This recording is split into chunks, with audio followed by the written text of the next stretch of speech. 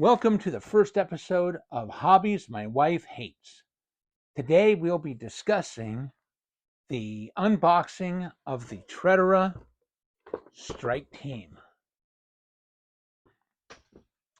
My name is Steve. This is our first YouTube video, and I hope you enjoy it. Let's get to the unboxing. To start off with, the Strike Team comes in this beautiful box. Let's start with the adventure book. The set comes with a 43-page book that explains the rules for running your strike team. It includes rules for how to run a story campaign. These are missions set to a linear narrative. The book includes 8 missions. The first mission is a Darkstone raid. Then we have a new foothold, gas warfare, lost signal, scorched earth, cut off, wet works, and delivering doomsday. It also includes additional rules in here beyond the story campaign, they call it, for taking the basic missions from the Shadows of Brimstone core set and turning it into missions for the Trederra Strike Team. And then it comes with 2 additional missions. These are tank missions, running interference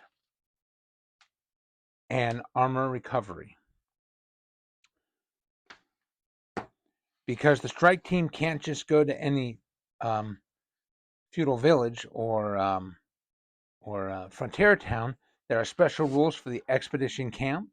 It gives 4 pages on rules for sending your team to camp before and after missions. They're at camp, they can get things like healing and get rid of sanity and buy supplies, etc. There's also a section for hiring allies. The next section has to do with leveling up your strike team members. And then, of course, there's a Trederran camp daily events chart. And finally, a character record sheet for keeping track of your characters. And on the back of it are the various factions. Now let's talk about the strike team members. The first member we have here is the strike team sergeant. He's the leader of the team. He has the ability to hand out strike tokens to the team members, and strike tokens allow the team members to perform certain actions like preventing wounds or taking sanity damage. Next, we have the engineer. He is the brains of the organization. Depending on what upgrades you take, he may be allowed to reroll skills, even skills that have been previously rerolled, such as those you used a grid on to reroll. Or he can take extra dice on scavenge tests. In addition, his stealth hood requires that enemies target him last. Next, we have the Legionnaire. The Legionnaire is a veteran soldier. He can have upgrades that make him great at throwing explosives, or upgrades that give him extra hits, as well as team abilities. Finally, we have the Strike Team Specialist. He's the heavy hitter. He comes with a variety of weapons and may choose a weapon of war before each mission. If you choose the heavy hitter starting upgrade, you start off at max strike. And if you choose the master at arms starting upgrade, then you can spend a grit to swap out weapons of war. The strike team can also take allies. Using the miniatures from the Trederra box set, you can take a mutant ally, you can take Z4 Grenadier ally, you can take Trench Soldier ally, or if you have the Trederran Raider enemy set, you can have Trederran Raider allies.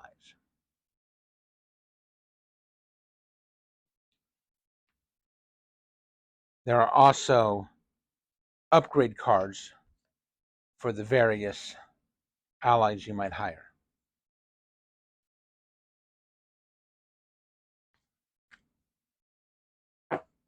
Now, if you want to fight Trederran Strike Force as an enemy, whether it's in your Heroes of the West games or your Feudal Japan games or against conquistadors or against Vikings, you can add strike team enemies to your game.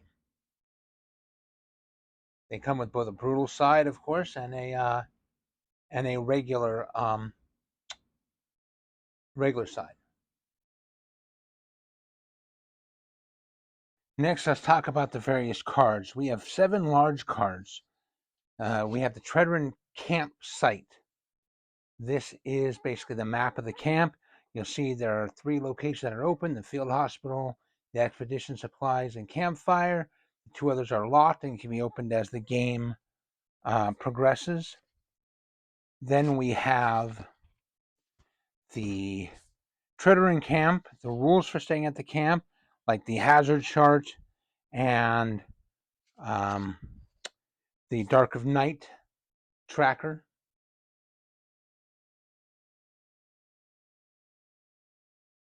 You'll see the Dark of Night tracker and the camp hazard chart, as well as different rules for your factions as they stay in the camp. Then we have cards for the various locations. We have a campfire. This is where your guys can get rid of madness. They can tell war stories. They can write a letter home. I think the writing letter home helps you get sanity back, cure sanity damage. Exercising madness, you can get rid of madness that you have. Tell a war story, get experience points. You can get supplies at the expedition supply store, various items and tokens. Field hospital, obviously, you can get cured. Then there's a command post where you can get mission briefings, buy some items. And finally, we have the War Depot. Again, you can purchase various items, sell Darkstone, and get weapons upgrades. Okay, let's talk about the various tokens and counters and templates that come in the box set.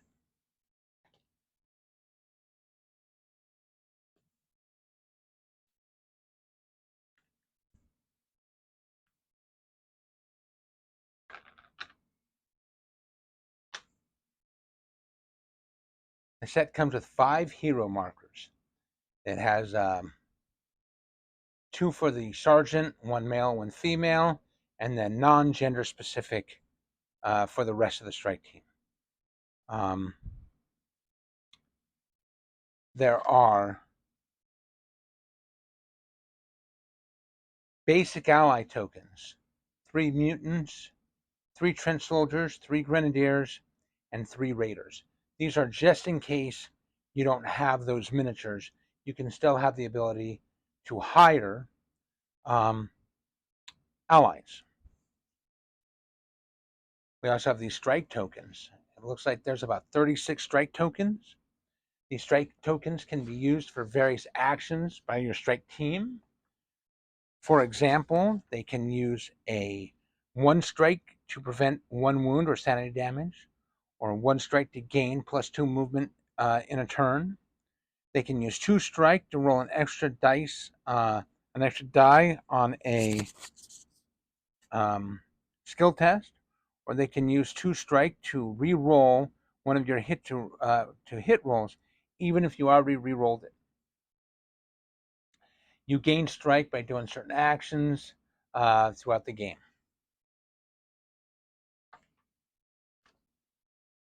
There are various status effect tokens like poison and stunned. Various radiation markers, shootout markers. On the reverse side of the radiation tokens, we have construction markers. These are markers, these are tokens that are used to show the progress the strike team has made towards building something else, like the sandbags, etc. There are fuel tokens. These tokens are used to track how much fuel certain weapons have remaining, such as a dragon fire thrower.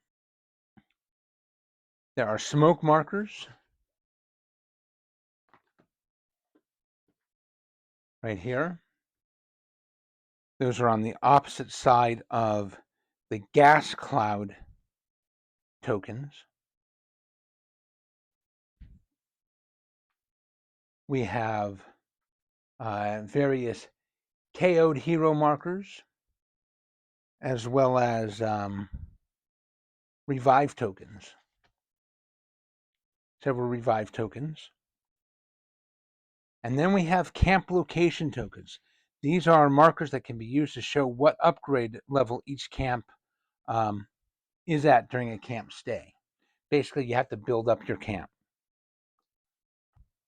There are also 2 locations that can be unlocked at the camp. One is a command post. The other is a war depot. Of course, we also have the Dark of Night marker. That's your depth tracker.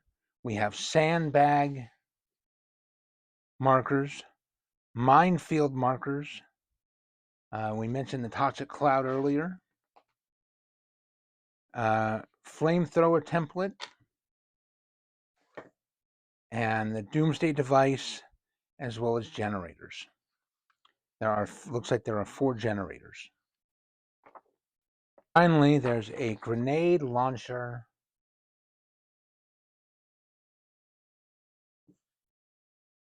See if we can see this better.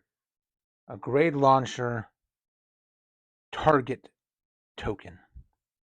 This is used to show which space the specialist is targeting when he uses the grenade launcher. Of course, there are the various upgrade cards. There are 2 for each strike team member, for a total of 8 upgrade cards.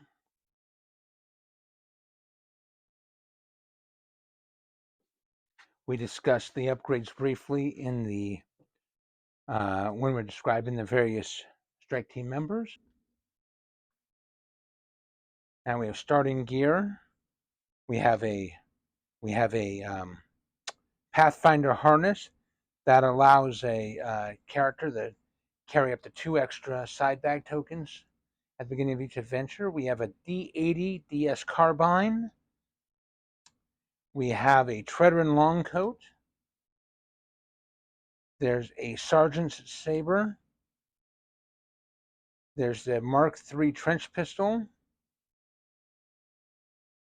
A V-Wave scanner. Arc light pistol. T16 field pistol. Stealth hood. Commander's gas mask. Strike team helmet. Another strike team helmet. And a field lamp.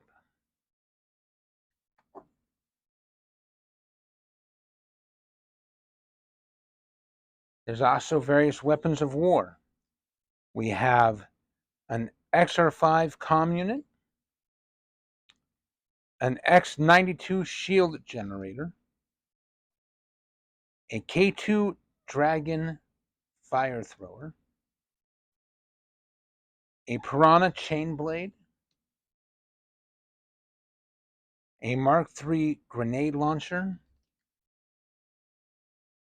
and a DSC-4 light machine gun. And these are weapons basically for your specialist. Next, we'll go over the faction cards. When you start off your Strike Force adventures, you're going to want to draw a Strike Force team card or pick one for your adventures. We have the Union of Trederran Districts. We have the Royal Foundry.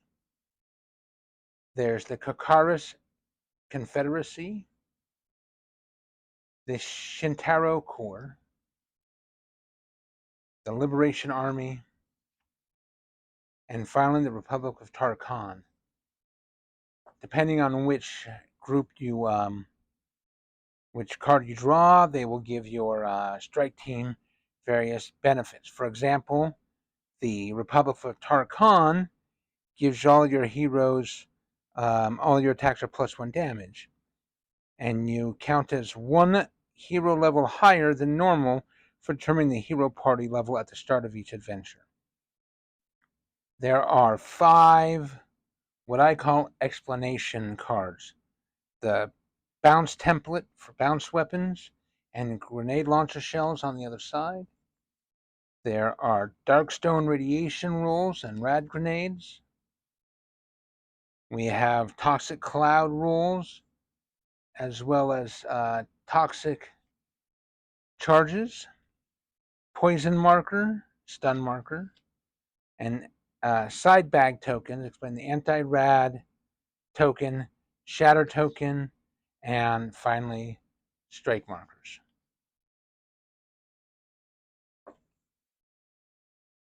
There are, in addition to starting gear, we have personal items. There are 1, 2, 3, 4, 5, 6 personal items. There's a Declaration of Nations, a Tarnished Key, a Varn Critter, a Tag Chain, Father's Combat Knife, and a Worn Ammo Bag.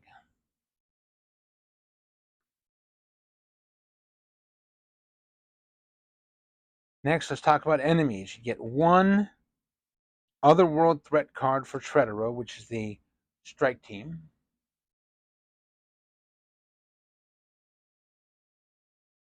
Then you get threat cards. You get adversary enemies out for revenge. You must fight a high threat card of your adversaries. Another high threat card. Adversary enemies, unexpected guests. Then we have some threat cards. Same thing, out for revenge, but it's a medium threat. Unexpected guests again. Oh, look, another high threat card. 5 Trederran strike team members. Same thing with medium threat, and let's bet that the low threats have the same thing. Out for revenge. Unexpected guests. And a Trederran strike team. Finally, we have team ability cards.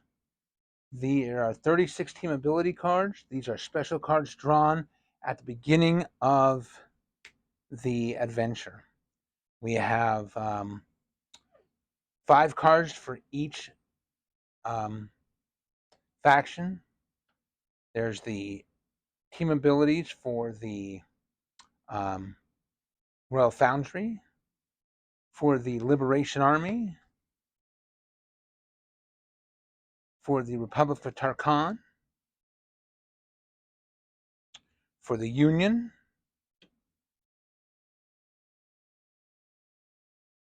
for the Shintaro Corps, and obviously for the Kakaris Confederacy, in addition to the 6 generic cards. At the beginning of the game, you roll a d6 on a, if it's a 1, 2, or 3, you take a generic card. On a 4, 5, or 6, you take a random card from your faction.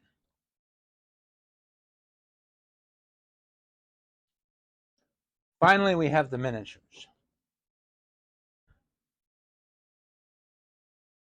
The miniatures in this case, you get 5. You get 2 sergeants, 1 male and 1 female, and then you get 1 of each of the regular heroes. So we have here, we have the specialist, we have sergeant here, sergeant there, the Engineer, and the Legionnaire.